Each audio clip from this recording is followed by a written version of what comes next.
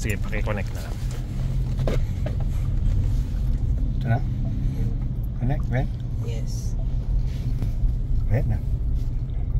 Enable? CarPlay. Enable. Okay. So, using Apple CarPlay. Allow. Okay, so pipindutin lang yung alay sa phone. So, ito Use po yung USB only or neighbor wireless CarPlay. ito po yung USB. Cable. Yung USB na lang, nakakonect naman tayo sa USB. Yan, okay. So, yung last na vlog po natin regarding dito sa infotainment niya. So, nagsabi po ako na kung may time tayo, magko-connect tayo ng Apple CarPlay. So, ito po ngayon, connected tayo via cable. And then kung ayaw po nating mag-connect via CarPlay, I mean via cable, meron din po tayong via Bluetooth.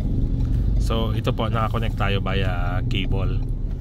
May palaro nga nung phone.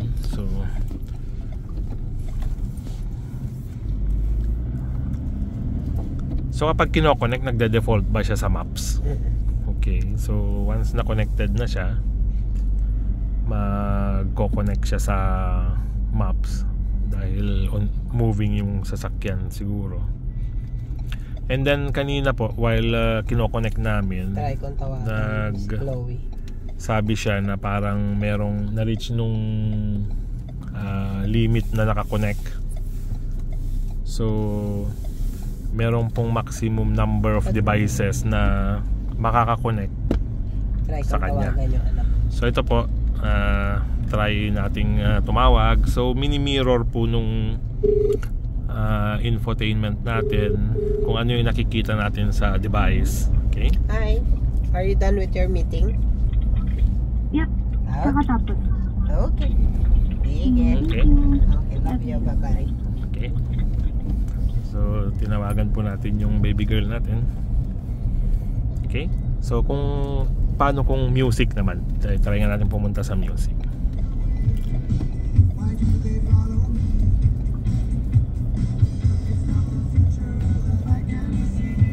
So using Spotify.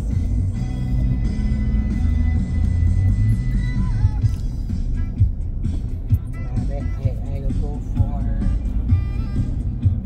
Ito na yun, ano? Okay.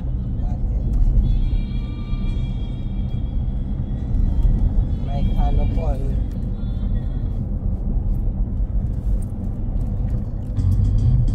Okay. So dito po sa music, hindi nababago yung unless pakipindot nga yung Spotify. Yun, okay. So pipindutin po yung icon ng Spotify doon para lumabas naman yung tawag dito, window ng music. So navigation on the left, Spotify sa center, and then pag pipindutin yung right side, nasa call naman siya. So itong kaliwa, siguro mga ano po ito, mga sorry, medyo malikot ko dahil nandito tayo sa likod. Medyo nakakahilo. So may mga choices po doon. Pupunta sa home, recently played, library. Papindot nga nung library sa taas. Yan. So yung mga playlist. Okay, like songs. And then yung maraming squares yan, kung anong lalabas.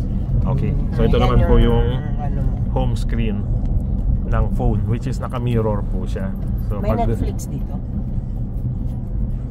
Paki-open nga lang yung Viber. Tingnan nga lang yung itsura niya sa Viber. Yan.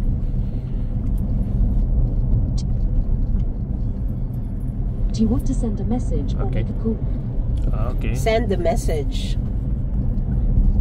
Who do you want to message? Secretariat. What do you want to say to back secretary at San Diego? Okay, so hindi. So mali yan. Paki-disconnect na. Okay, stop na lang. Okay. So meron siyang voice command po. Secretary at San Diego. Kung ideal Cancel. pag nagda-drive. I'll need to Okay. access your WhatsApp data to use the app. Okay? So pwede nyo po siyang paglaruan over time, pero sa ngayon po is parang finiture lang natin kung paano siya nagmi-mirror kapag naka-connect siya via Apple CarPlay. So sa susunod po na review natin, check natin yung sa Android Auto naman. Okay? So yan po ang ating basic information sa ating infotainment connected via Apple CarPlay. Okay? Salamat po.